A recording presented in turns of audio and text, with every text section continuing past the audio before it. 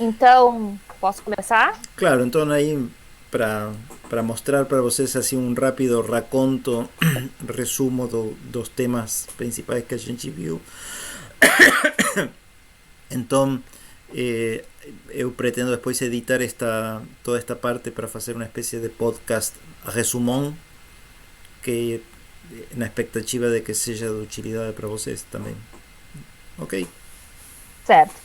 Então, pessoal, a gente iniciou, né, a nossa disciplina da pós-graduação falando do paradoxo do oxigênio, né? Essa molécula que é tão importante para que a gente possa ter uma maior obtenção de energia e, consequentemente, exercer diversas funções que hoje os organismos exercem, que gastam muita energia, né? Então, seria a utilidade do oxigênio, é permitir essa produção de energia, e, ao mesmo tempo, esse oxigênio representa uma situação que vai levar as nossas células a estarem sempre lutando contra espécies intermediárias que se formam durante o processo de redução do oxigênio.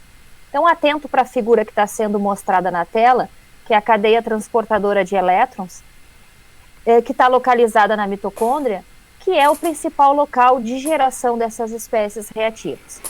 O oxigênio, lembrando, ele é reduzido à água num processo univalente, ele não consegue receber os 4 elétrons que são necessários para reduzi-lo à água de uma única vez.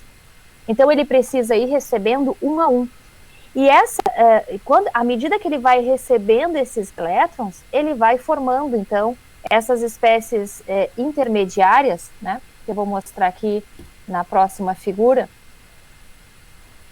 que vão ter uma característica, né, oxidativa. Então, vão se formando essas espécies, e essas espécies, elas têm um potencial de redução que vão fazer com que essas espécies possam interagir com outras moléculas na tentativa de se estabilizar, porque são moléculas instáveis, né? A maior parte delas são radicais livres, ou seja, tem elétrons desemparelhados na última camada, com exceção do peróxido de hidrogênio, que é uma espécie reativa, mas não é um radical livre, certo? Dessa primeira aula, né, então essas espécies reativas, elas vão ter o potencial de interagir com macromoléculas como DNA, como lipídios, como proteínas, mas sempre obedecendo, não são todas as espécies, por exemplo, que vão conseguir causar danos ao DNA, né? Existem as moléculas que vão ter mais capacidade de oxidar determinadas macromoléculas. Então, atentem sempre para o potencial de redução, né? Quanto maior a instabilidade, quanto mais instável, vou colocar aqui para vocês, a espécie reativa, quanto menor o tempo de vida dela, ou seja, maior a sua reatividade, né, maior potencial oxidativo ela vai ter, certo? O que está sendo mostrado na tela nesse momento é o radical ânion superóxido, o peróxido de hidrogênio e o radical hidroxila, certo? Se vocês observarem, o radical hidroxila ele tem o maior potencial de redução e o menor tempo de vida, o que faz dele a espécie reativa mais nociva, porque ela reage muito rápido, né? E ela tem uma capacidade muito grande de se reduzir, ou seja, de causar oxidação numa outra molécula. E aí, entre o radical ânion superóxido e o radical hidroxila, tem o peróxido de hidrogênio, que não é um radical livre, mas é uma espécie reativa de oxigênio, e que, em determinadas concentrações, começa a ter um efeito sobre a célula. Eu digo que a partir de uma determinada concentração, porque durante o curso, né, e os vários trabalhos mostram que o peróxido de hidrogênio é uma molécula que participa de processos fisiológicos importantes, né? Ou seja, não é vantagem para uma célula estar no estado completamente reduzido e impedir, por exemplo, a ação do peróxido de hidrogênio, que é tão importante para vários processos, certo?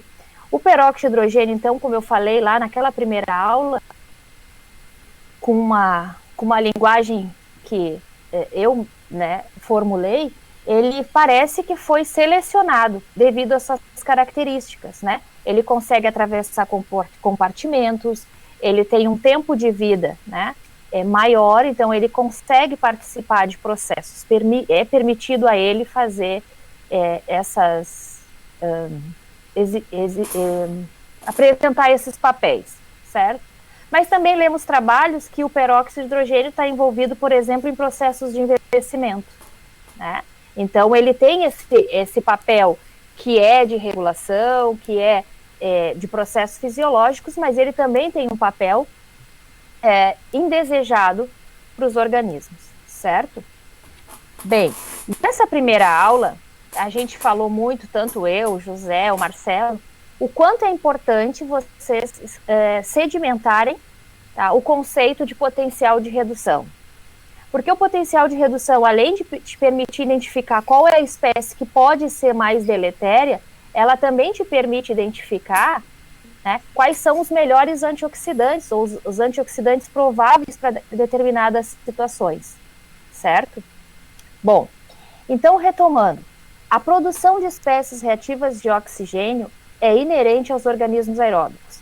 Qualquer organismo aeróbico vai produzir espécies reativas de oxigênio. É um processo fisiológico normal, que à medida que o organismo vai envelhecendo, né, essa produção fisiológica, de repente, pode se tornar nociva, porque a capacidade antioxidante tende a diminuir, né, com o passar do tempo tende, né, alguns trabalhos mostram isso, né, e existem situações que aumentam essa produção de espécies reativas de oxigênio. Ciclos de hipoxia, reoxigenação, variações de salinidade, exposição a compostos, sejam eles orgânicos ou inorgânicos, né? Então, tudo isso vai fazer com que esse processo fisiológico seja aumentado, né? Então, os organismos, numa situação fisiológica, produzem e numa situação de exposição, de uma situação estressora, aumentam essa produção. Independentemente dessas duas situações, os organismos têm o quê? Um sistema de defesa que permite que eles lidem com essas situações, tanto fisiológicas, quanto de exposição, quanto de estresse, certo? Para quê? Para tentar evitar que as macromoléculas sofram danos, ou que tenham alterações no estado redox, de forma a causar alterações irreversíveis. Então, o que acontece? Nós temos, os organismos aeróbicos têm várias respostas antioxidantes e cada vez se identificam mais moléculas com capacidade antioxidante, certo? Mas existe uma divisão de dois grandes grupos, que seriam as enzimáticas e as não enzimáticas, que trabalham, né, para tentar minimizar o efeito dessas espécies reativas. E o José iniciou a aula de hoje falando muito bem, né? As células têm o quê? Tem um sistema de monitoramento, tá, que fica percebendo, certo, essas alterações no estado redox. Quando se torna mais pró-oxidativa, e aí a célula vai identificar, por exemplo, como uma oxidação dos grupos sulfidrila, certo? Ela vai recrutar a resposta antioxidante que for mais necessária ou mais pertinente para aquela situação, certo? E aí a gente entra nesse sistema de defesa antioxidante, que é extremamente importante. Por quê? Porque permite a proteção, né, dos organismos, né, e que nem sempre consegue dar conta do recado de uma situação pró-oxidativa, certo? Isso é importante que a gente entenda. Por maior que seja, muitas vezes o sistema não consegue vencer aquela produção de espécies reativas, certo? Os antioxidantes, então, nós temos, dentre os enzimáticos, a gente conversou bastante, nós temos alguns que vão funcionar usando como substrato espécies reativas, e aí a gente tem, por exemplo, a superóxido dismutase, a catalase, né, que vão degradar essas espécies reativas, como a gente tem, por exemplo, enzimas que vão fazer a conjugação, vão participar de processos de detoxificação, como, por exemplo, a glutationa S-transferase. E ainda temos aqueles que não são enzimáticos, mas que a gente fala, né, muitas vezes, da importância da glutationa reduzida, né? Inclusive a glutationa reduzida junto com o seu par, que é a glutationa oxidada, ela faz o monitoramento, é um dos monitores, um dos nodos que ali o José mostrou na aula de hoje, que faz o monitoramento, então, do estado redox da célula. E que alterações nesse par, né, junto com a cisteína, a cistina, por exemplo, indicam uma situação pró-oxidante e vão fazer com que respostas, inclusive moleculares, sejam acionadas, certo? Os antioxidantes, então, endógenos, né, que são esses que alguns, né, que eu acabei de falar, mas existem vários, as tilredoxinas, as glutaredoxinas e vários outros, existem aqueles que são os exógenos, né, que os organismos podem ser administrados e que mostram uma capacidade boa, né, contra alterações do estado redox. E aí a gente conversou sobre o que seria um antioxidante ideal, né? O antioxidante ideal, ele não só... não está compartilhando certinho aqui? Acho que não avançou, não? Às vezes tem que sair e voltar a entrar. A veces acontece. Comigo já aconteceu. Bom, agora apareceu? Está por aparecer. Isso. Aí está. Para mim apareceu também. Então, o antioxidante, quando tu escolhes um antioxidante para trabalhar, ele pode se encaixar em um dos requisitos de um bom antioxidante, como ele pode exibir várias características, né, que fazem dele um antioxidante mais potente ainda. Por quê? Porque uma situação pró-oxidativa, né, ela pode estar associada só à produção de espécies reativas, mas ela, por exemplo, essa produção de espécies reativas pode estar associada à exposição a algum metal, por exemplo. Então, tu só remover as espécies, tu continua com o metal ali, gerando mais espécies. Então, se tu puder associar, né, várias características num único antioxidante, é muito mais vantagem, porque tu pode também sanar a causa daquele desequilíbrio redox, por exemplo, por sequestrar um metal. Tá? Eu estou dando um exemplo de metais.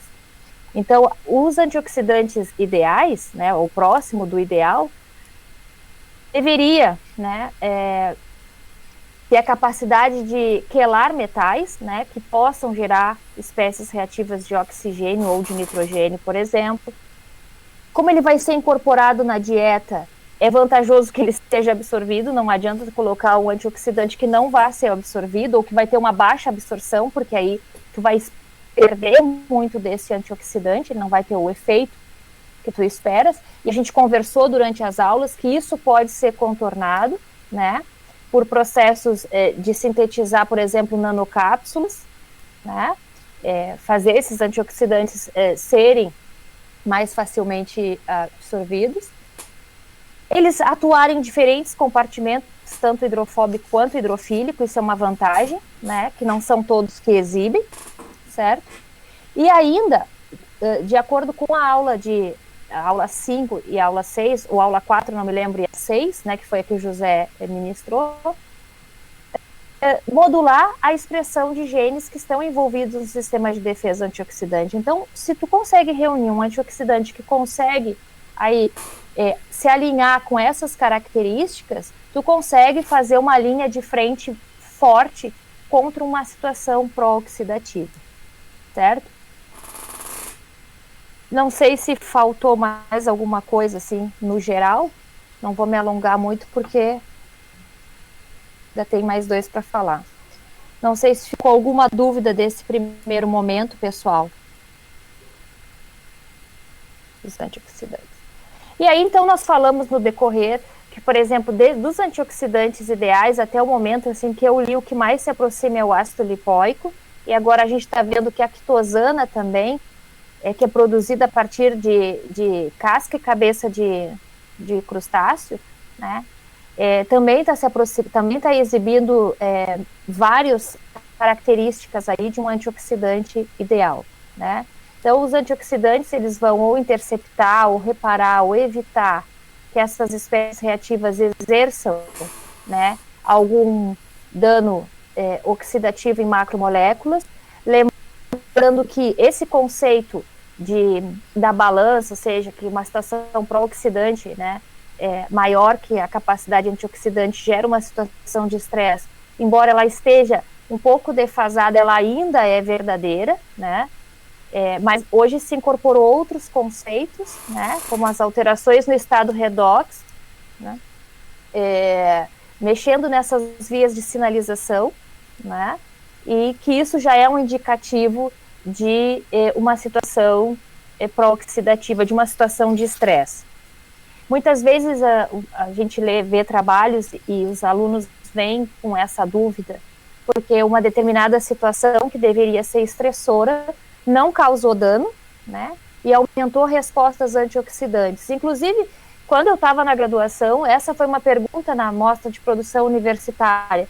Então, a exposição ao arsênio, que era o que eu estava trabalhando na época, é benéfico, porque induz uma resposta antioxidante. E foi dos revisores de trabalho também? Também. Então, porque se conhecia muito pouco, né? E quando a gente começou, só uma breve história, quando a gente começou a trabalhar com arsênio, que hoje se tu colocar numa base de busca lá, tu vai achar vários trabalhos, há 13 anos atrás nós não tínhamos nenhum quase, né? Nós discutíamos com mamífero, porque era o que a gente tinha.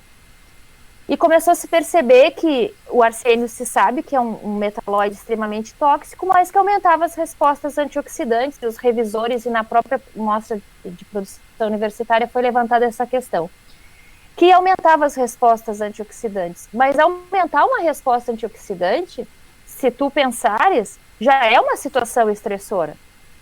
Por quê? Porque manter um sistema de defesa, acioná-lo, é algo que custa para as células, né? Custa energia para essas células. Ela tem que se alterar para fazer essa resposta aumentar. Então, qualquer alteração no sistema de defesa antioxidante já indica que a célula entrou numa espécie de estresse, certo? Claro que a gente está falando em situações estressoras. Por exemplo, provavelmente, se tu fizeres uma suplementação com um antioxidante e não colocar o teu organismo a nenhuma situação estressora, aquele antioxidante está colaborando para uma melhora no sistema, né?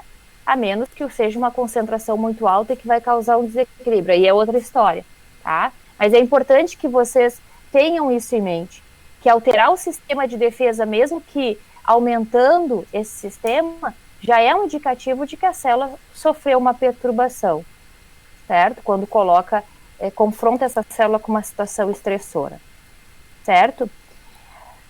Nesse sentido, então, quando o sistema termina não conseguindo, né, interceptar, né, a gente passa para quê? Para um dano, né? Alguma molécula vai sofrer alteração, que eu acho que é justamente a aula que o Marcelo iniciou, não foi? De danos oxidativos. Então eu te passo a bola, Marcelo.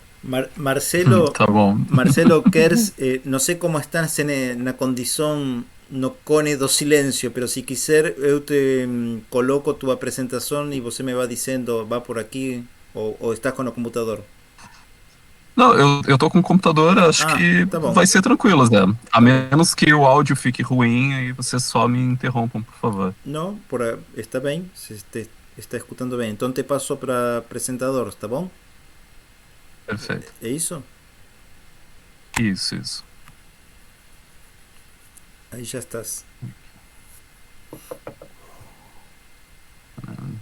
Só um pouquinho que a Marcela está digitando, de repente seja uma pergunta... Não, era uma bobagem. Que o Marcelo tem que se esconder por causa das filhas.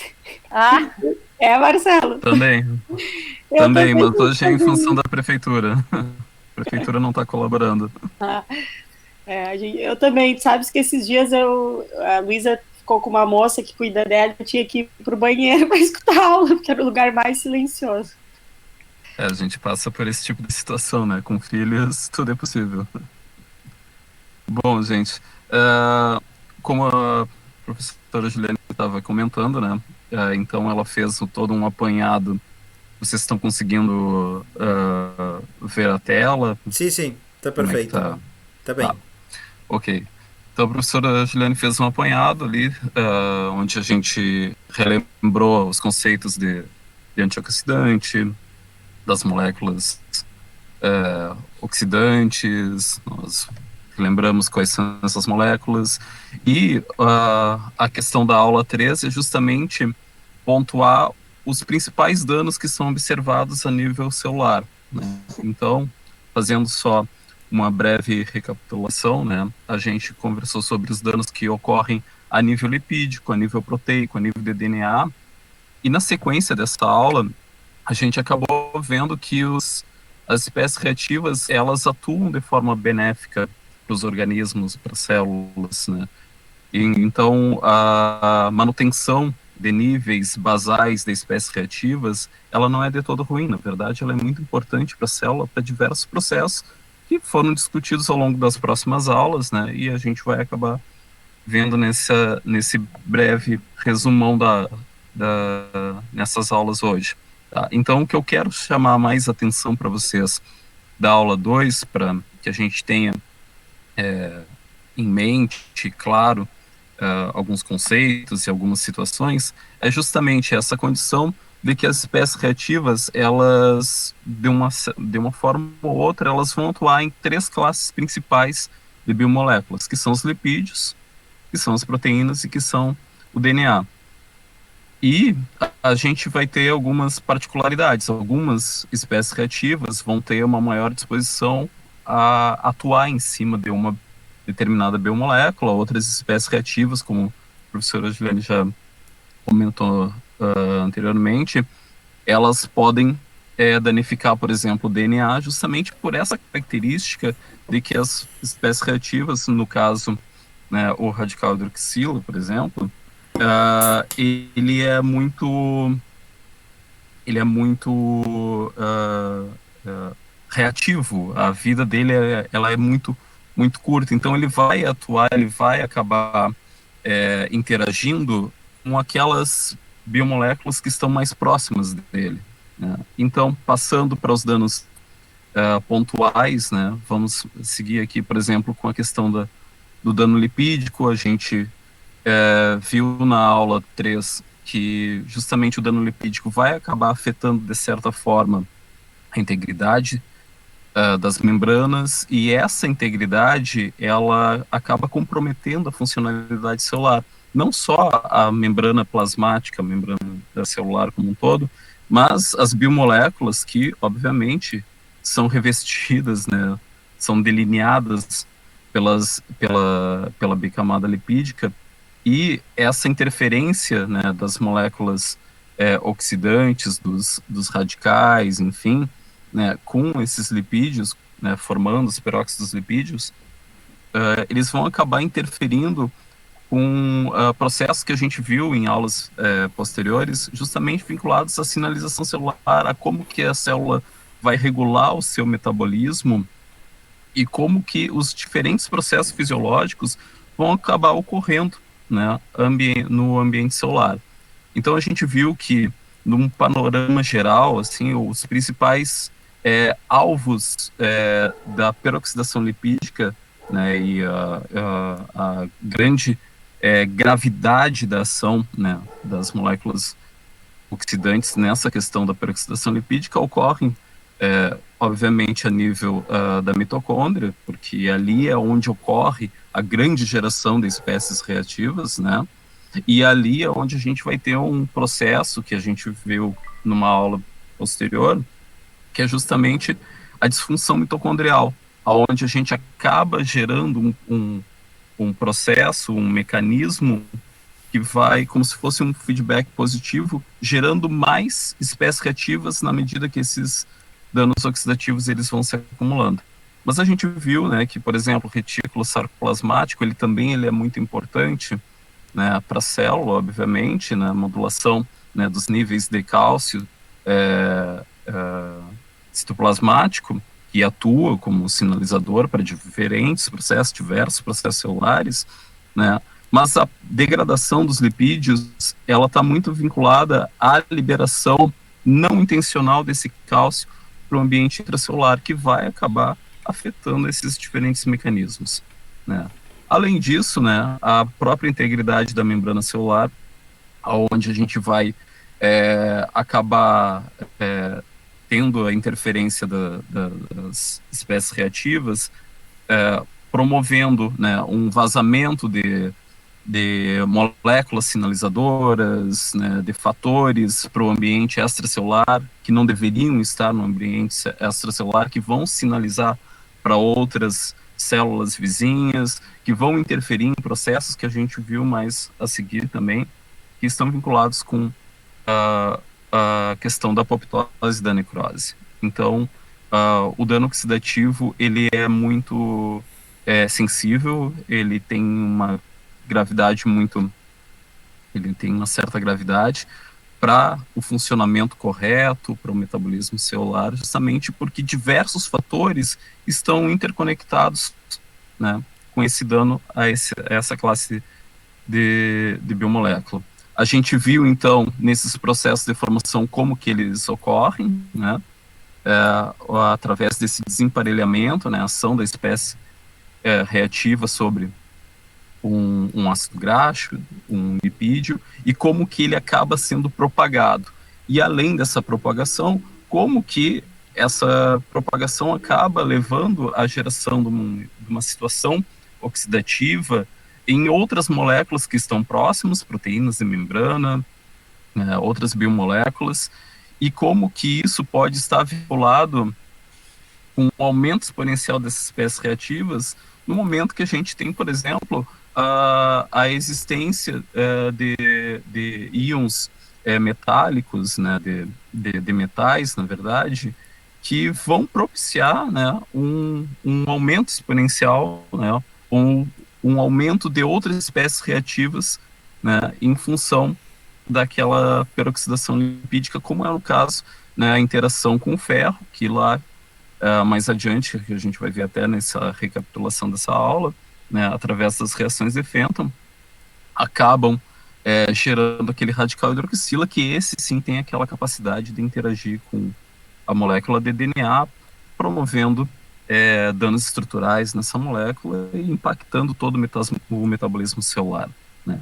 Passando um pouquinho mais adiante, então, né, a gente viu, já foi abordado inclusive na aula de hoje, né, esses processos, né, como o Zé falou muito bem, a questão do estado redox da célula, ele está intimamente vinculado, e esse é o ponto central, né, a formação dessas pontes de sulfeto e a existência, né, dos grupos sulfidrilos na célula, né, e toda essa modulação que ocorre desse estado redox, né, nessas condições de oxidação e redução, elas são muito importantes para o metabolismo celular, e muitas vezes essas modificações, elas acontecem de forma irreversível para a célula.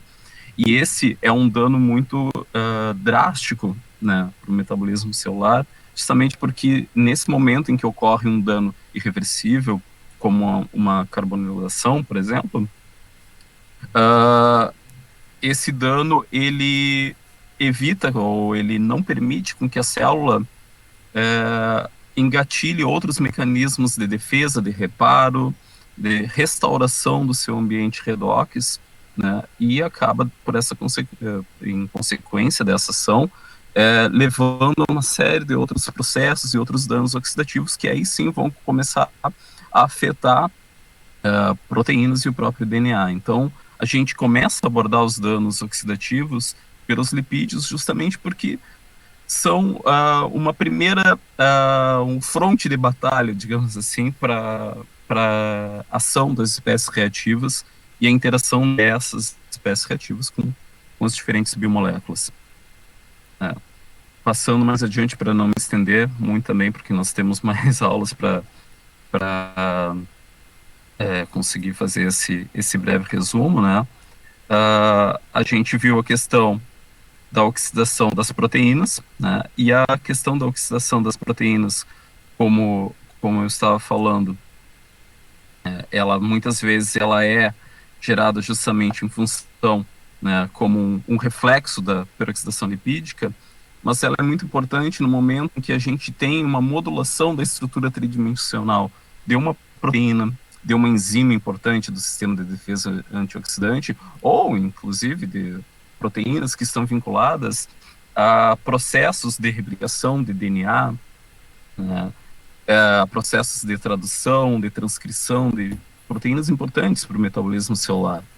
E essa modificação das condições do estado redox acaba interferindo na estrutura tridimensional das proteínas, por vez ativando elas em processos fisiológicos, mas em situações que nós podemos considerar não fisiológicas ou patológicas, ou que ocorre esse desbalanço redox, nós temos a inativação das proteínas e isso acaba interferindo em diversos outros processos celulares muito importantes. Aqui a gente viu a questão da peroxidação das proteínas, da glutationização, que acaba arretando, né, num dano irreversível para as biomoléculas, e esse seria o principal fator, né, que eu gostaria de relembrar vocês dessa parte do dano oxidativo a nível proteico, a nível das proteínas, que seria justamente a modulação das respostas celulares, a modulação da atividade enzimática, muitas vezes reduzindo essa atividade enzimática, mas por vezes chegando até a completa inibição de uma resposta antioxidante, de uma resposta enzimática. Por fim, nesses danos oxidativos, a gente passou a observar o que ocorre a nível de DNA, né, e como que esse dano oxidativo a nível de DNA, ele acaba interferindo, de fato, em diversos processos celulares, né, na replicação do DNA, no sistema de reparo, vão acabar interferindo nesses danos de DNA, né, no próprio metabolismo, de uma forma global, né, no metabolismo celular, né, mas que, por fim, acabam direcionando esses danos acumulativos, e a gente viu na aula 5 e viu em outros momentos da disciplina, que esses danos, quando a célula perde aquela capacidade de lidar, né, com o reparo, com esse acúmulo progressivo dos danos a nível de DNA, acaba levando a diversas patologias, a instalação de diversas condições patológicas, né, e os processos que acabam muitas vezes levando a essas condições, a instauração dessa condição patológica, são processos como apoptose, como necrose, mutações principalmente, né, que ocorrem a nível de DNA. E as moléculas oxidantes, as espécies reativas, elas têm essa capacidade de forma direta, né, como radical hidroxila, ou indireta, no caso do peróxido de hidrogênio, que pode estar vinculado no momento em que no ambiente intranuclear ali na célula, ele acaba entrando em contato com o ferro, que foi o exemplo da disciplina, da aula, no caso, e através das reações de Fenton acabam gerando aquela outra espécie reativa que ela tem uma capacidade maior de causar um dano oxidativo, que é o radical hidroxilo. Então, de uma forma indireta, subprodutos da peroxidação lipídica, os peróxidos lipídicos, eles também têm essa capacidade de acabar interagindo com metais e formando outras espécies radicalares que têm essa maior capacidade de interação. Mais adiante na aula, então, a gente viu que essa interação vai acabar gerando quebras, fragmentação no DNA, e essas fragmentações, elas acabam levando quando não reparadas, né, a mutações indesejadas na molécula do DNA, e essas mutações, como eu venho mencionando, né, acabam levando a processos, instalação de diversas patologias, né. Finalizando essa aula 3 que nós tivemos, né, eu comecei a falar para vocês, então, que nem tudo é um caos na questão da geração de espécies reativas, justamente porque as espécies reativas, elas apresentam um aspecto benéfico, né, quando elas estão em níveis controlados, né, com um metabolismo celular ordenado, né, totalmente capaz de lidar, né, com essas sutis alterações redox que são normais, elas acontecem, né, a todo instante no ambiente celular.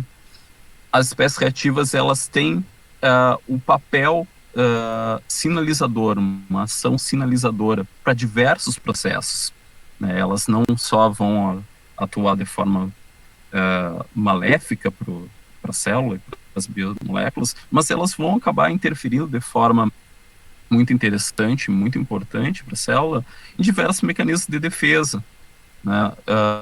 Além de processos como proliferação celular, na sobrevivência celular, a diferenciação, na homeostase, né, de metais que atuam, que são importantes também, né, para a célula, que vão atuar muitas vezes como cofatores enzimáticos, né, cofatores, né, dentro de grupos M, que no caso a gente pode citar a questão do ferro, o cobre, o próprio zinco, que é muito importante, né, cofator de diversas enzimas. Então, as espécies reativas, elas também têm essa capacidade de atuar, né, de forma benéfica, né? Elas atuam em processos de fagocitose, por exemplo, em que uma molécula estranha, um patógeno, um vírus, uma bactéria, por exemplo, vai alcançar o ambiente celular, né, e vai ser detectado essa presença estranha, externa, aos componentes naturais da célula, e as espécies reativas, elas estão envolvidas, por exemplo, nesses processos de fagocitose, onde, por atividade de diferentes enzimas, como a NADPH oxidase, ela vai promover, né, um aumento, né, num ambiente controlado, que no caso, né, seria um fagossomo, né, e em que ele vai englobar essa molécula estranha, e a geração das espécies reativas vai promover a degradação desse corpúsculo, desse agente externo, promovendo uma ação paliativa da célula em relação ao ataque de um patógeno, por exemplo, né? Por fim, então, a gente viu também a questão do papel dos metais na geração das espécies reativas e como que eles atuam de forma importante, né, nessa modulação dessas respostas oxidativas e atuando como, de certa forma, como catalisadores, né, da geração de novas espécies reativas, como eu já venho abordando para vocês, né. Os metais, como eu falei, eles são importantes, eles vão estar inseridos em grupamentos M, como cofatores de diversas enzimas, né? Mas a modulação dos níveis de metais importantes para o ambiente celular, e no caso, o exemplo aqui é o ferro, né? Ela é muito importante. No momento que a gente tem uma deficiência de ferro, nós vamos ter, por exemplo, uma falha na captação adequada de oxigênio e da distribuição desse oxigênio para os diferentes ambientes dentro do organismo, os diferentes tecidos, né, os diferentes compartimentos, né. A questão também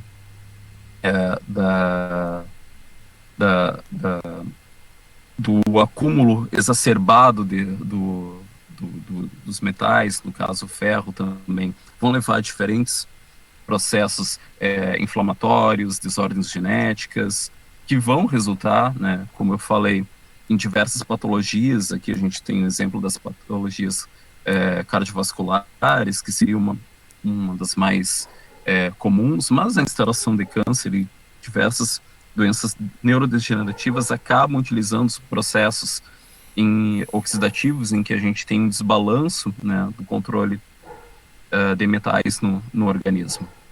E, por fim, a questão das reações de Fenton e também, né, as reações de Haber-Weiss, que estão intimamente vinculadas nesses processos do metabolismo dos metais no ambiente celular.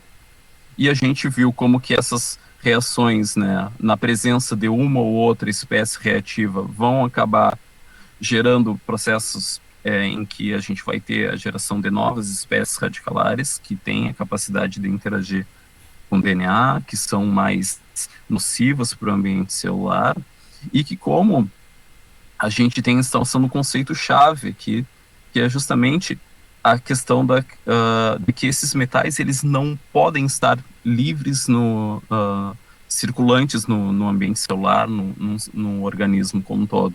Por quê? Porque eles têm essa capacidade de interagir com as espécies reativas e justamente porque os metais, eles, no caso aqui o ferro, ele tem essa ampla capacidade de tanto receber quanto doar elétrons, ele pode estar inserido no ambiente intracelular que ele esteja, promovendo essa translocação, né, dos íons, fazendo os elétrons, fazendo com que nós tenhamos um desbalanço nos processos de oxidação e redução das diferentes biomoléculas. E a gente viu, né, nesse último slide que eu quero mostrar dessa aula 3 aqui para vocês, como que essa modulação ela ocorre, né? Na verdade, o próprio ferro ele serve como sinalizador para uma própria regulação dos seus processos metabólicos, né?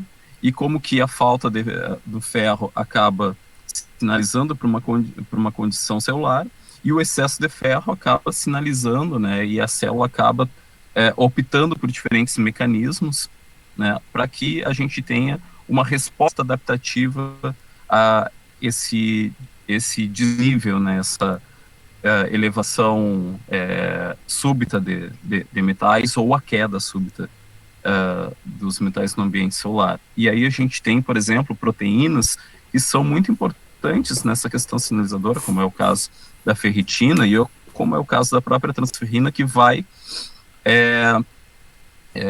atuar, né, na translocação, né, do ferro nos diferentes ambientes celulares, né, e a ferritina que vai estar ligada justamente ao ferro, para que essa modulação ela não ocorra de forma não intencional pelo ambiente celular. Eu não sei se vocês ficaram com alguma dúvida dessa aula, vocês querem fazer algum questionamento para que a gente possa abordar alguma parte mais específica que não tenha sido relembrada aqui nessa breve revisão, ou que não tenha ficado claro, até justamente porque depois, com o passar das aulas, novos mecanismos, novos conceitos vão sendo inseridos, né, na disciplina e vão complementando os conceitos anteriores, as questões anteriores que são levantadas. Eu não sei se vocês têm alguma dúvida, alguma colocação em relação a essa aula em específico.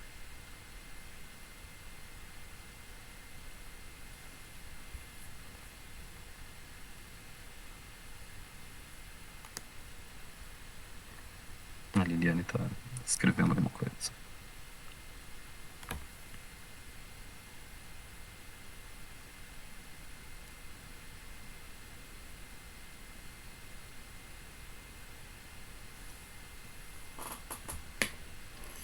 Está tranquilo, ok. Tá bom. Tem a Andressa, ok. Tá bom. Então agora eu passo para fazer uma breve relembrada da aula 4, verdade? Que seria que vem em sequência. Tá bom? Então agora te roubei o rol de apresentador, Marcelo. Mas depois te devolvo. Eu não sou... Eu aprendi de criança a compartilhar. Fica tranquilo. Perfeito. Vamos abrir aqui a aula, só um momentinho.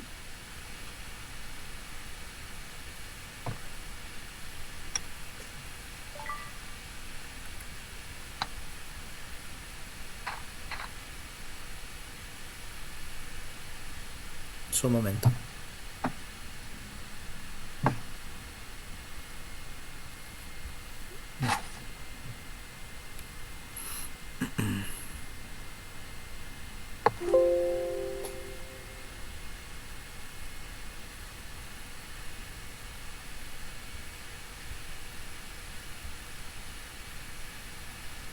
Já me encontro, só um momento. Agora aparece. Ok. Agora sim. Muito bem.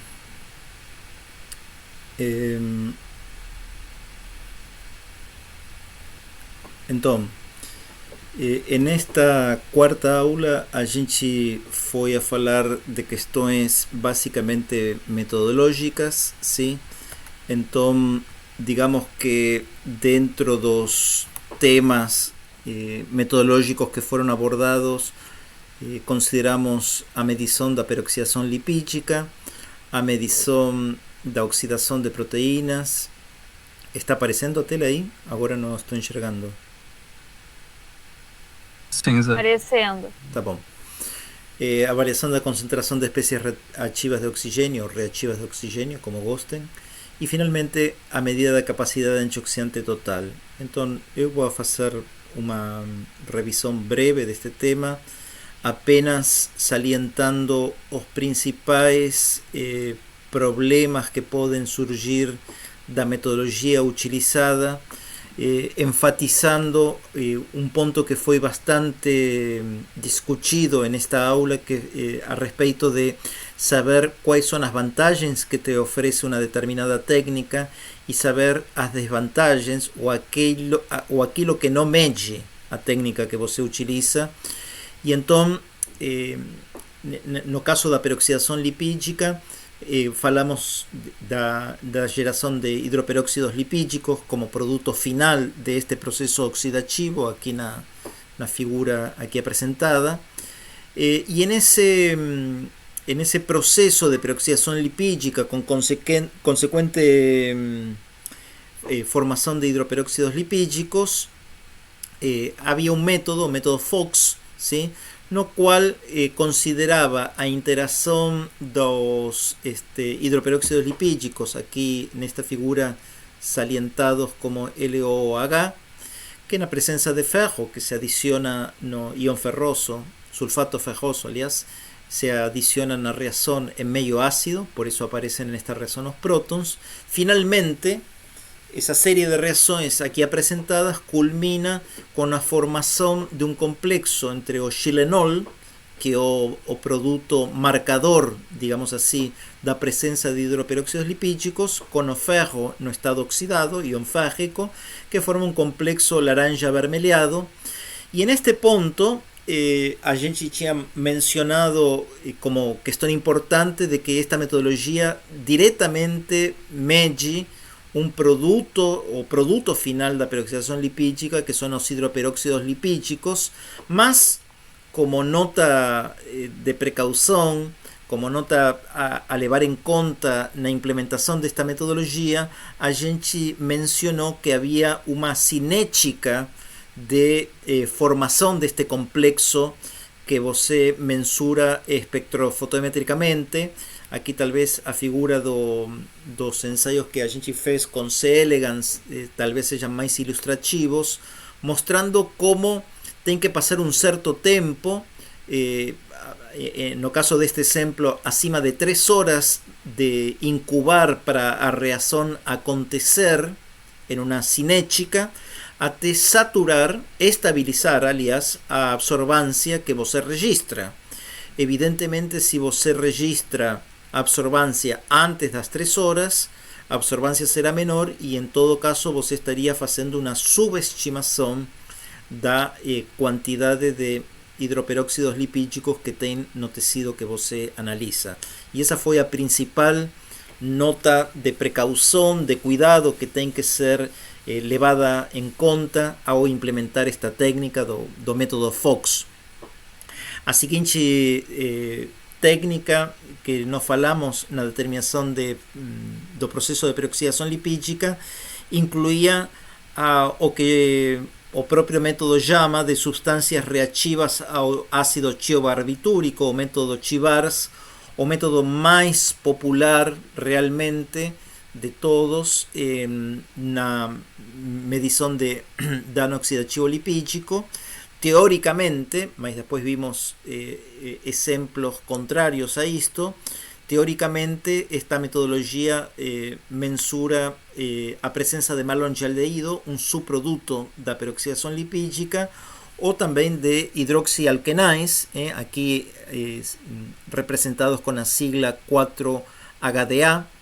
E essas moléculas, subprodutos, como falei, da peroxidação lipídica, irão a reagir com o ácido tiobarbitúrico para formar um complexo que você pode detectá-lo espectrofotometricamente em 532 nanômetros. E aí é onde começam os problemas potenciais extremamente relevantes e, infelizmente, pouco considerados ainda na literatura de hoje.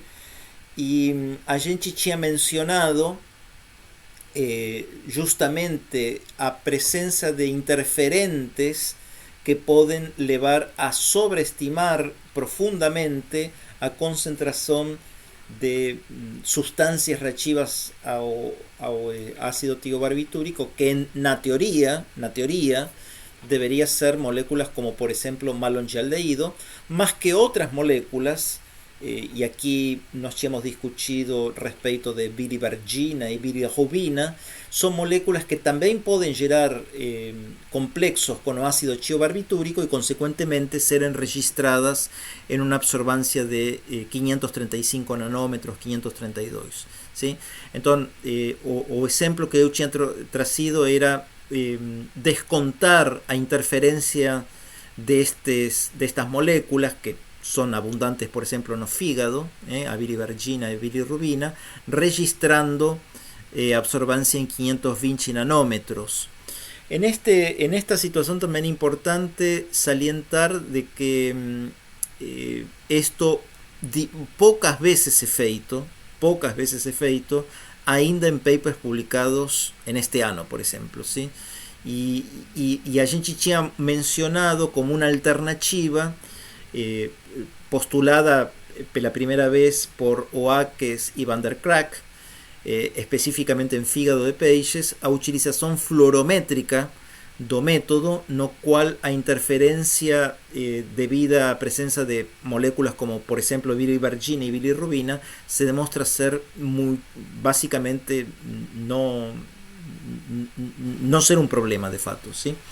E consequentemente a ideia básica era de usar ou enfatizar o uso de a metodologia fluorométrica no caso deste tipo de determinação de peroxidação lipídica.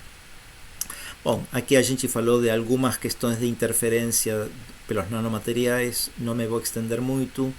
Em oxidação de proteínas, acho que o que Marcelo falou não deveria adicionar muito mais daquilo que foi mencionado pelo Marcelo.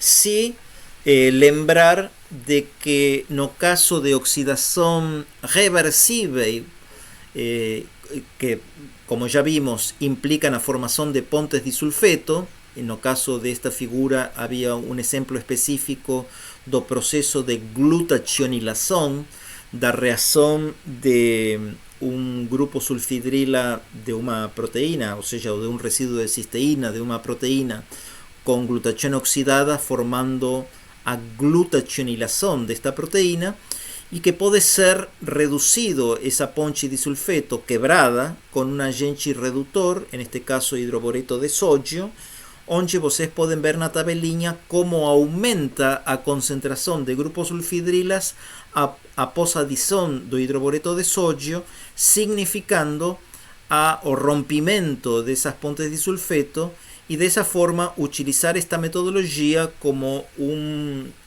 método de quantificação de grupos sulfidrilas reversivelmente oxidados que forman pontes de sulfeto, ¿sí?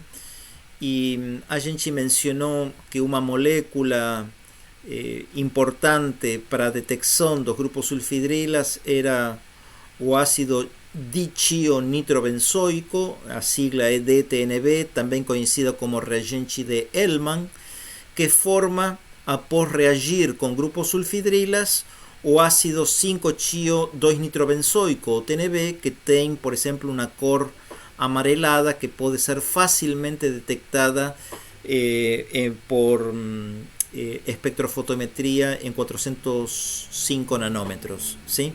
Y es un método extremadamente popular en función de que es simples y barato. A gente después falou da lipofucsina como una serie de pigmentos varios fluorescentes gerados a partir da ligação covalente entre proteínas com subprodutos da peroxidação lipídica.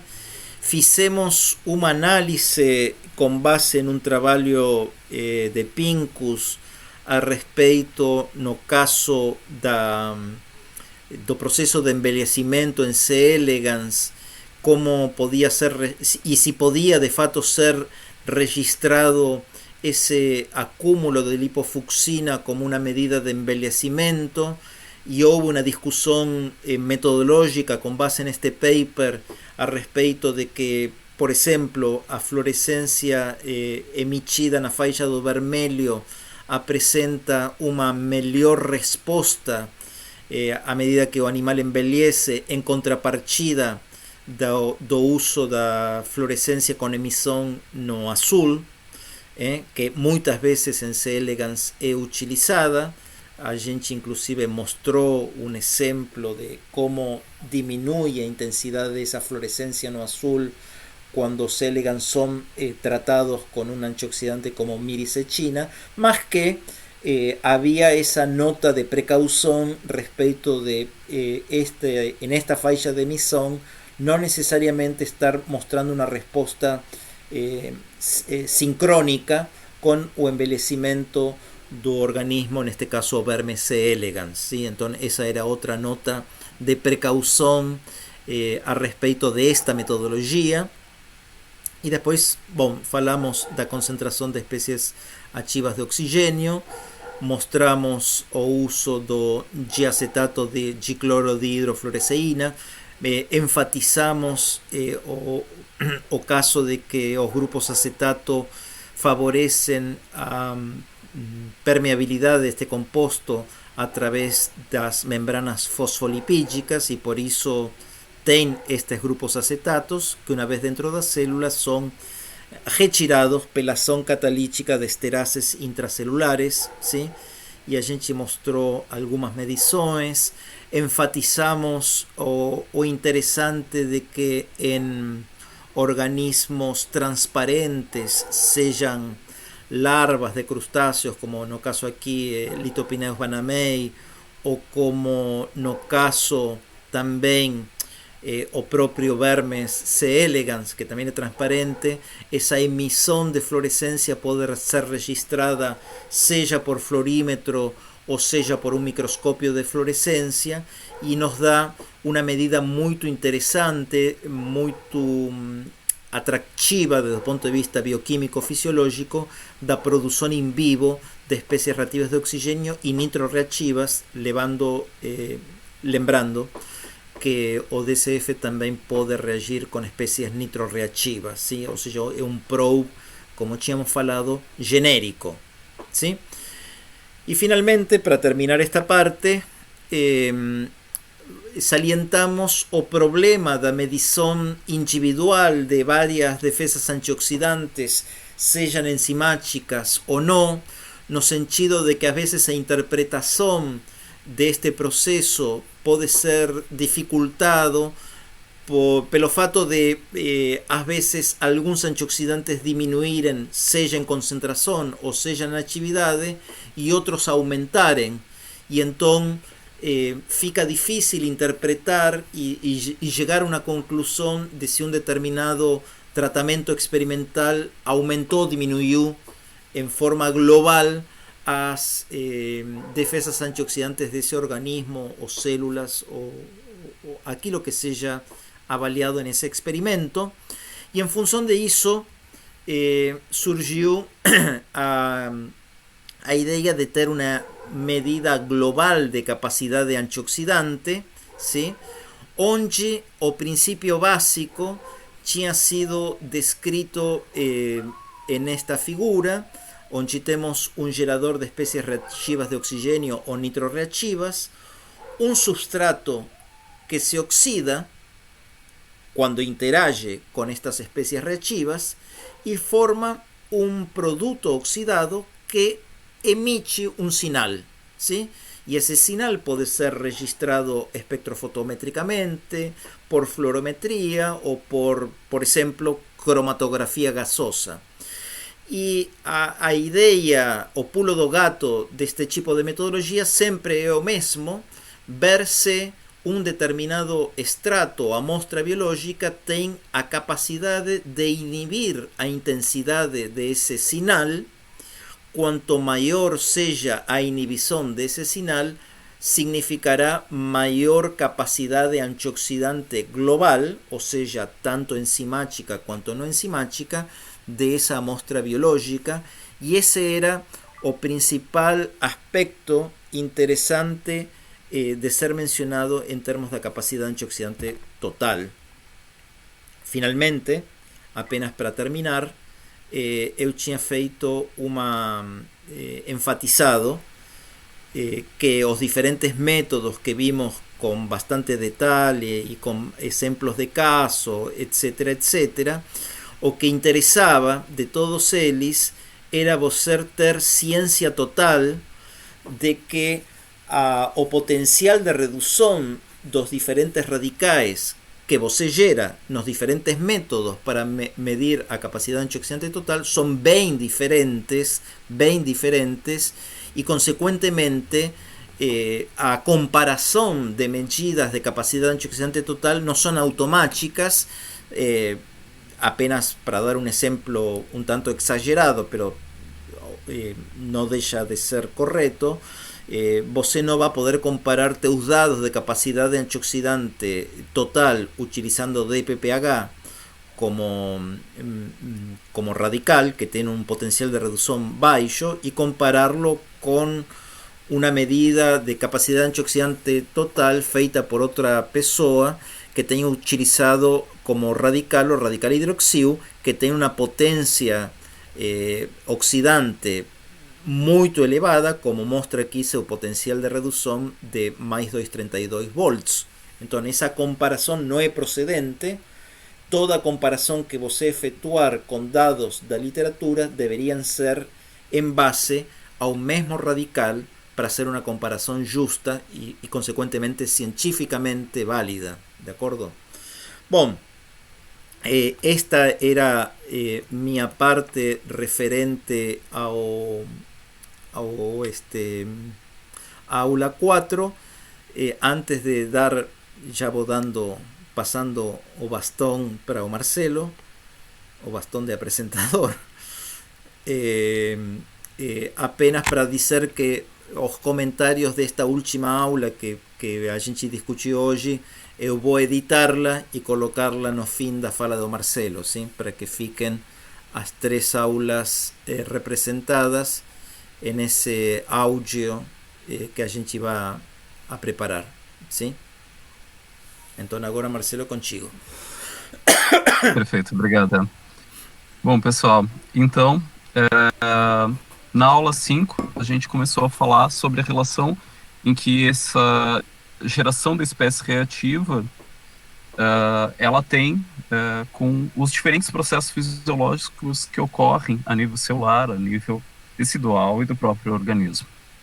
Então, a gente teve uma primeira parte um pouquinho mais aprofundada nesses processos fisiológicos, que basicamente a gente conversou sobre diferentes vias de sinalização que são afetadas, né, por essa modulação de espécies reativas. E como um primeiro exemplo, eu quero trazer e quero salientar, né, bastante para vocês, que justamente a concentração, né, essa concentração de espécies reativas flutuante no ambiente celular, ela vai acabar sinalizando para diferentes processos metabólicos que vão acabar acontecendo, né, a nível celular, como já foi enunciado a proliferação, a angiogênese também é um processo que ocorre de forma natural, fisiológica, mas ela também ocorre, né, favorecendo a instauração de tumores, por exemplo, numa condição patológica. E esses processos, eles estão intimamente vinculados com a detecção dos níveis de espécies reativas no ambiente intracelular. O exemplo mais citado aqui é, obviamente, o peróxido de hidrogênio, justamente porque ele é aquela espécie reativa que é mais estável, que tem, como a Jo acabou mencionando, a capacidade de permear as membranas, de atingir diferentes compartimentos celulares, e por essa capacidade dessa espécie reativa em específico, ela vai ter a possibilidade de interagir com diferentes biomoléculas e, em caso de concentrações fisiológicas, concentrações adequadas, basais para o ambiente celular, vai acabar atuando como uma molécula sinalizadora para diferentes processos, né? Não é à toa que a Ju também menciona que, de certa forma, os organismos, numa condição evolutiva, acabaram por optar pela utilização do peróxido de hidrogênio como uma molécula sinalizadora, justamente porque ela é gerada através de processos fisiológicos, né, como já foi descrito na questão da cadeia transportadora de elétrons, né, mas justamente por essa capacidade de permear as membranas, de alcançar diferentes ambientes celulares, né. Então, os organismos, né, que utilizam o metabolismo aeróbico acabaram por utilizar essas espécies reativas como moléculas sinalizadoras, dando uma certa um certo papel fisiológico, na verdade, né, para as espécies reativas em relação à sua concentração basal no ambiente celular. E a gente vê nessa figura que no momento que a gente tem um breve deslocamento desses níveis de espécies reativas, né, a gente começa a ter, né, diferentes respostas celulares, né? Se a gente tem uma variação sutil, mas dentro de níveis aceitáveis para o ambiente celular, a gente já começa a ter respostas adaptativas, respostas a diferentes estressores, né? O exemplo aqui citado é justamente a modulação da resposta da transcrição do NRF2, né, que são uma resposta adaptativa e que ainda a gente consegue catalogar esse tipo de ação como uma situação de eustresse oxidativo, ou seja, é uma condição, toda condição que vai alterar, né, a hormese do celular, por exemplo, ela vai ser considerada como um certo estresse, mas às vezes esse estresse ele é benéfico para a célula. E por outras vezes esse estresse ele acaba se caracterizando de forma maléfica para o ambiente celular, né, como um distresse oxidativo, que aí vai gerar diversas respostas, como respostas inflamatórias, né, morte celular, em situações menos drástica para a célula, né? A própria ação de tumores, geração de metástases, enfim, diferentes processos, e que a gente viu como um exemplo maior dessa aula, assim como a questão da progressão de um processo fisiológico natural, que seria o envelhecimento, que em condições patológicas acaba instaurando o processo de envelhecimento precoce, em que a gente vai ter, né, um ambiente propício para a instalação de diferentes patologias que vão cometer diferentes sistemas biológicos e que vão gerar diferentes respostas a nível do sistema cardiovascular, enfim, sistema respiratório, e a instalação de diferentes doenças neurodegenerativas.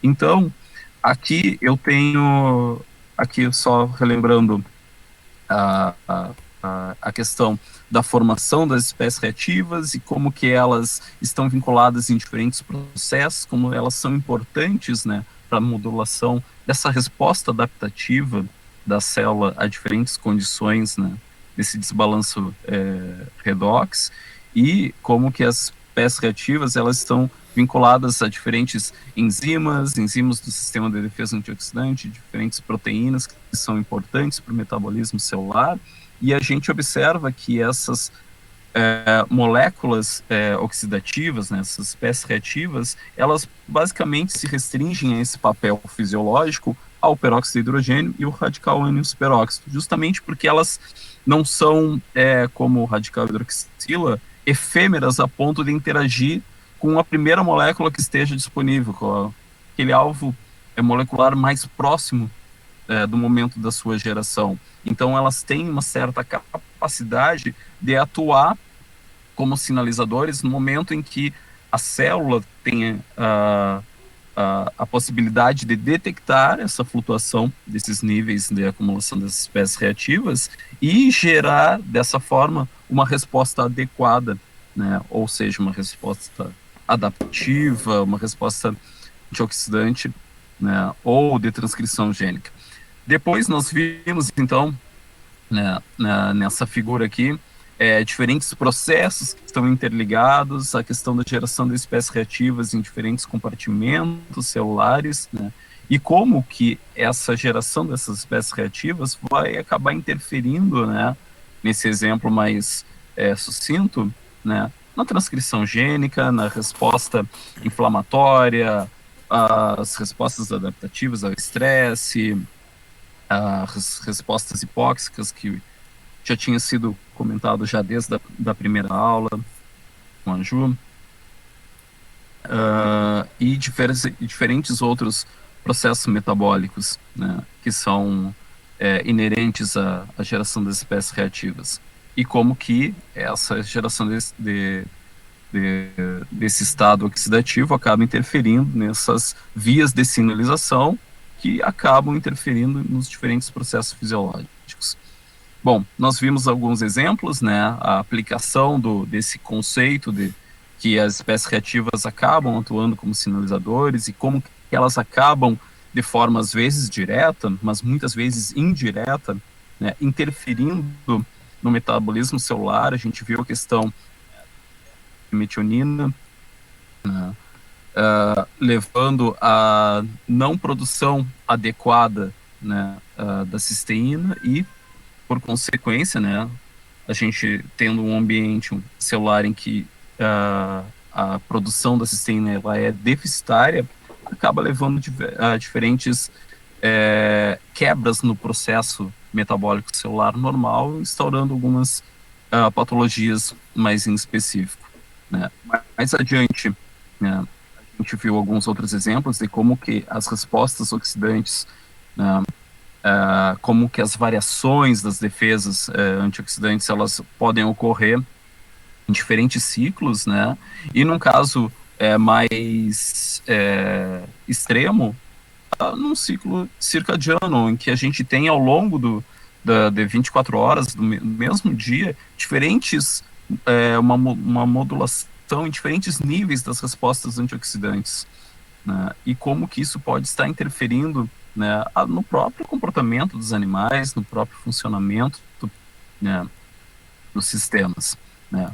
Mais adiante nessa aula, então, a gente viu um outro exemplo em que foi comparado trabalhadores que têm a atividade no período diurno com trabalhadores no período noturno, e como que esses trabalhadores que atuam no período noturno, eles estão mais suscetíveis a um desbalanço redox, eles estão mais suscetíveis a um estado pró-oxidativo basal, né, a nível celular, e como que as respostas, né, e as enzimas do sistema de defesa antioxidante, os marcadores, eles estão desregulados e sinalizando, de certa forma, uma certa situação pró-oxidativa. Todos esses mecanismos de sinalização que a gente acabou abordando nessa aula, e que aqui eu passei muito brevemente, até em função do tempo, eles acabam levando a um processo fisiológico que é natural, que é a questão do envelhecimento, mas que quando a gente tem a falta de capacidade da célula em lidar com esse desbalanço, ou seja por uma produção exacerbada de espécies reativas, ou justamente, né, pela questão do próprio envelhecimento natural, em que a célula vai perdendo, né, a capacidade de gerenciar esses danos, e esses danos acabam ocorrendo de forma acumulativa no ambiente celular, acaba gerando um envelhecimento precoce, um envelhecimento acelerado, e esse envelhecimento acelerado, na melhor das hipóteses, pode acabar sinalizando para a célula para que ela inicie processos vinculados à apoptose, em que esse é um mecanismo de defesa para a célula, para que o dano não seja passado para células subsequentes, para que esse dano não seja espalhado a nível tecidual e acarretando, de uma certa forma, um dano mais acentuado ao organismo, né? Mas muitas vezes esse dano decorrente desses processos oxidativos acaba gerando diferentes danos, gerando mutações a nível do DNA, e essas mutações, quando não são eficazmente trabalhadas, corrigidas, né, acertadas, elas acabam levando a mutações, e essas mutações repetidas acabam gerando a formação de tumores, por exemplo, né? Então, nós vimos diferentes processos que acabam levando a essa formação desse estado de envelhecimento gerado pelo estresse. A gente viu,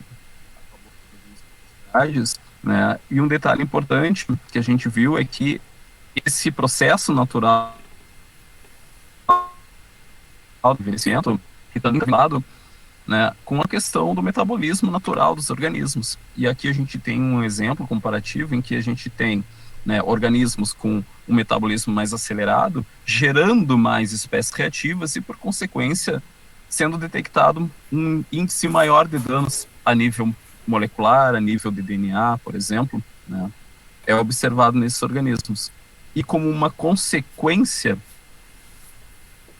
de toda essa soma desses processos, a gente tem uma redução na longevidade desses organismos, né, o que a gente pode vincular com um envelhecimento mais acelerado, né? Isso numa condição fisiológica. Numa condição patológica, a gente tem a noção de que esses processos ocorrem de forma desordenada, eles são muito mais acelerados e acabam levando, né, a um decréscimo dessa longevidade de forma muito mais acentuada. A gente viu, né, também como um exemplo de como a gente poderia selecionar alguns marcadores de envelhecimento, né? E aqui a gente tem exemplo, né, das diferentes enzimas que estão vinculadas, né, com o metabolismo energético, né? Nesse caso em específico, o ciclo de Krebs, e que como a conitase era, nesse estudo, a única enzima capaz de servir de forma adequada como um biomarcador, porque é detectado o seu decréscimo na sua atividade ao longo dos dias, ao passo que algumas outras enzimas conseguem manter, com o passar dos dias, né, a sua atividade, e algumas, inclusive, até aumentam ou tem uma certa oscilação. Mas a conitase, ela justamente tem um decréscimo bem acentuado, bem marcado, em relação ao passar dos dias, né, mostrando que ela, sim, é um bom marcador para se avaliar o envelhecimento a nível celular, tecidual dos organismos, né. Como uma visão geral, então, a gente viu ao longo das aulas, né, não somente nessa aula, que essa geração de espécies reativas, né, mais preeminente lá no ambiente mitocondrial, né, na cadeia transportadora de elétrons, acaba sinalizando para diferentes processos de sinalização celular, fisiológicos, e que vão levar a diferentes respostas, né, respostas do sistema imune, a proliferação celular, diferenciação, migração celular, mas num nível mais acentuado aos processos naturais de envelhecimento, e como que eu venho falando, né, em condições patológicas, né, um envelhecimento precoce. E como toda essa questão da sinalização e da geração de espécies reativas e toda essa modulação, ela está interligada, né, muitas vezes em alças de retroalimentação positiva, mas na sua maioria das vezes negativa, né, gerando respostas a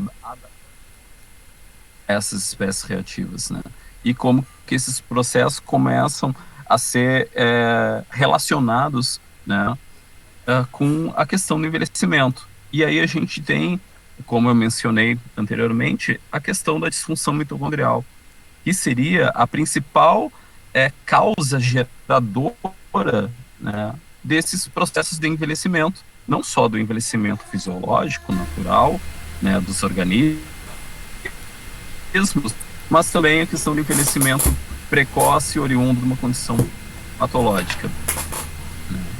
Por fim, o professor Monserrat, né, também já fez uma boa revisão dessa parte de sinalização, mostrando, né, esse desbalanço entre a questão da formação de pontes de sulfeto, a disponibilidade dos grupos sulfidrilos disponíveis na superfície das moléculas, das proteínas, e como isso acaba interferindo nas respostas celulares, na atividade, na liberação de fatores de transcrição, na modulação de diferentes respostas, tá?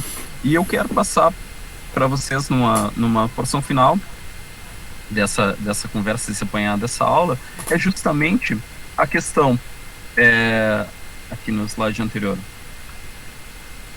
das diferentes patologias que estão associadas com a geração desse estado de envelhecimento, né, precoce, patológico, né, patologias como diabetes, como doenças cardiovasculares, neurodegenerativas, enfim, o próprio câncer, né, e que estão gerados por diferentes fatores naturais, né, como a radiação, exposição à radiação solar, variações de temperatura, exposição do organismo a metais, né? Mas também as condições patológicas, como eu vinha abordando anteriormente, e como que toda essa junção, né, da influência tanto natural, né, do ambiente, quanto a influência antrópica, ou seja, a exposição a diferentes contaminantes provenientes das atividades humanas, das atividades antrópicas,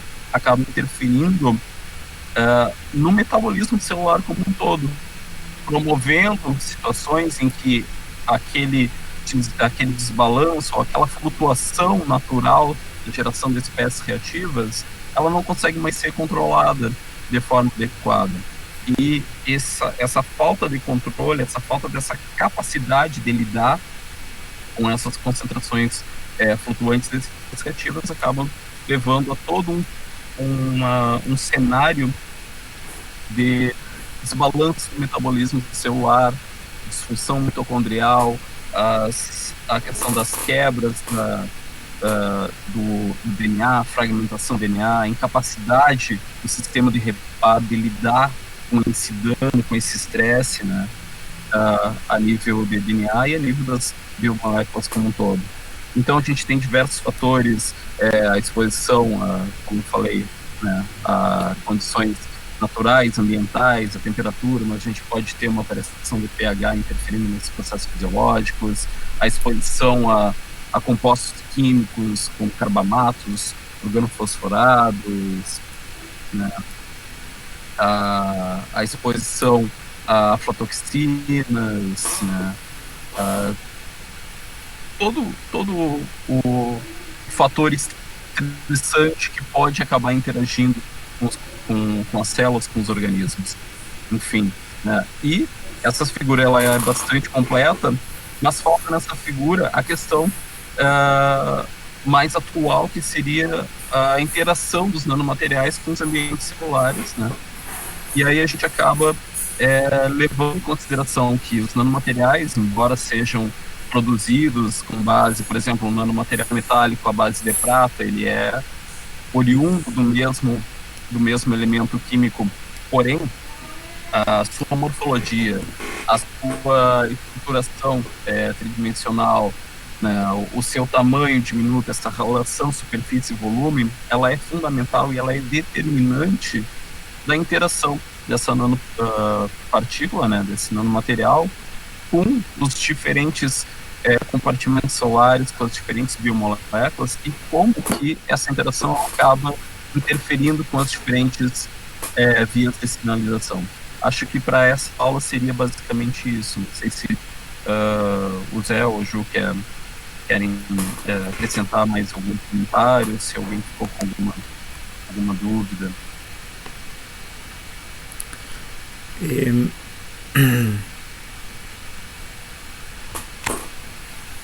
No sé, vamos a ver que eles e elas se colocan alguma questão. Como já falei, os comentários referentes à aula 6 agora seriam um tanto repetitivos, toda vez que hoje começamos com esta aula. Em todo caso, vou a fazer uma espécie de edição para colocá-la agora a continuação da fala do Marcelo, para que fique assim na sequência os comentários de cada aula. Da minha parte, pessoal, dizer que, bom, acredito que para todos foi um desafio dar as aulas. Está sendo um desafio, mas acho que tivemos pelo menos na minha percepção pessoal, na pós-graduação isso está acontecendo melhor, digamos, do que na graduação, ou seja, há uma possibilidade de interagir e discutir com vocês boa. A gente, como falamos, vai elaborar agora a prova, vai enviar, vamos a dar um prazo generoso, como sempre damos ao redor de um mês, ao momento em que a prova aparece, por uma questão e por indicações que a gente tem recebido da administração, a prova vai constar no ABA. Sim, então a gente vai fazer um arquivo Word ou PDF, não sei, com nossas perguntas, questionamentos, e vamos a colocar no ABA, e depois vocês aí pegam quando a gente avisa para vocês, sim? Então, agradecer a disponibilidade, a presença de vocês. Não sei o que Juliana e Marcelo querem agregar também, para dar um fechamento na disciplina.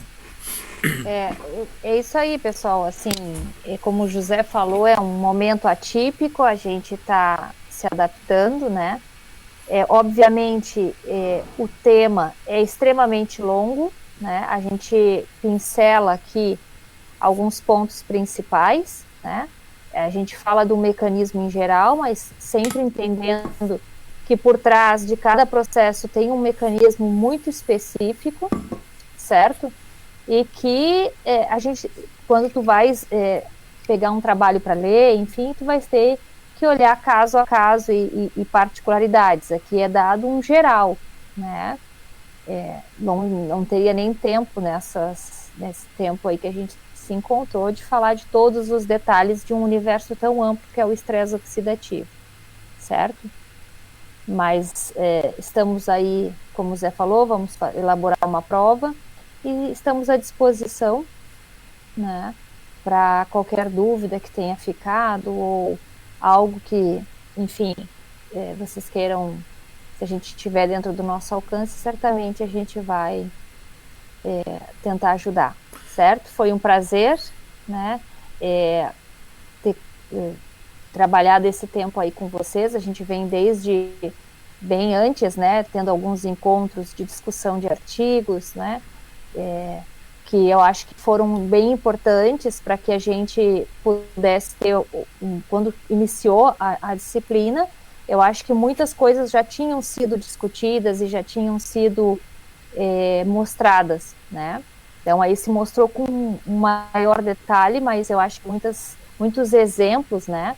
E os artigos que foram enviados como material complementar, eles vêm, como o próprio nome diz, para complementar a aula. Então muitas vezes eu particularmente não coloquei muitos exemplos, nas videoaulas para forçar justamente a leitura dos trabalhos, né? Para que vocês consigam, então, desenvolver essa capacidade de interpretação e trazer dúvidas, né? Do que não só a gente ficar vendo, como eu falei, não é só barra aumenta, barra diminui, né? Para a gente ver o que é o estresse oxidativo, tá bom? Acho que era isso que eu tinha para falar. Marcelo. Bom, gente, eu só tenho a agradecer a oportunidade de ter trabalhado com vocês nesse momento atípico, né? Espero que tenha sido proveitoso para todos. Para mim, com certeza, foi uma experiência excepcional que eu vou guardar com muito carinho. E não quero me demorar demais, só quero dizer que estou à disposição, né, para o contato de qualquer um de vocês, se vocês quiserem algum material mais em específico com relação a alguma aula, porque essas aulas foram montadas em base a diversos materiais, capítulos de livro, artigos científicos. Então, se vocês quiserem algum material complementar, eu posso disponibilizar para vocês sem problema nenhum. E agradecer ao Zé, a Ju, mais uma vez, pela possibilidade de estar dividindo esse espaço aqui tão importante com vocês. Muito obrigado. Obrigado, então.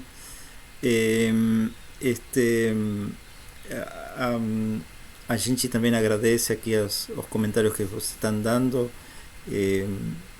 E sí, a gente se esforçou, como também vocês estão esforçando, todos nos estamos esforçando para contornar esta situação da melhor forma possível. Continuo a acreditar que a conversa franca e interação entre as necessidades de vocês e o que a gente possa ofertar e direcionar para a melhor compreensão de vocês é nosso papel como educadores. Dizer que o material a gente eu estou hoje e amanhã estou com uma agenda cheia, possivelmente consiga a gente colocar todo isto no sábado, digamos o material de atenção pós-curso vai ficar com um pouquinho de retraso, mas enfim, e a gente vai ir elaborando nós três as perguntas, que novamente serão perguntas, como falamos faz um tempo, ninguém aqui é louco, ou seja, o que vamos a perguntar vai estar dentro do conteúdo dado e vamos a dar um tempo mais que razoável. A gente está, pelo menos eu sou coordenador adjunto do curso de biologia e estou recebendo feedback dos discentes, no sentido que às vezes existe uma sensação de pressão pelas entregas dos trabalhos, às vezes com limite, com prazos muito justos, muito apertados, e a gente vai evitar entrar gerar esse conflito com vocês, certamente. Então, obrigado a vocês, obrigado pelos comentários topper. não podía evitar falar isso. Voltar a lembrar o que a Juliane falou no início da aula, que hoje temos um momento fundamental na vida da universidade, que são as eleições, sim? E a participação de todas e todos é fundamental. A democracia se exerce participando, sim? Então não esqueçam de votar, e por enquanto é isso. Como já falou Marcelo, a Juliane e eu também estamos à disposição, tem todos os canais abertos para qualquer dúvida, ou se precisam mais bibliografia, ou se durante a prova existe algum problema de interpretação com alguma pergunta, etc, etc, etc. A gente está disponível para atender a vocês da melhor forma, sim? Então, pessoal, nos extendimos bastante, é isso. Muito obrigado, se cuidem e a gente continua em contato, de acordo? obrigado, Marcelo, obrigado, Marcelo, perdão. Obrigado, Marcelo, obrigado, Juliana. Você me misturou a... enfim. Bom. Obrigada. Tudo de bom, pessoal. E a gente se volta a comunicar agora depois com a prova e com os últimos materiais que disponibilizaremos sábado. Acredito que já estará no sistema ABA, certo? Muito obrigado. Obrigada, Zé, Marcelo, pessoal, se cuidem sempre. É isso aí. Se cuida, pessoal. Tudo E é bom. como o Zé falou, não esqueçam de votar lá. Exatamente.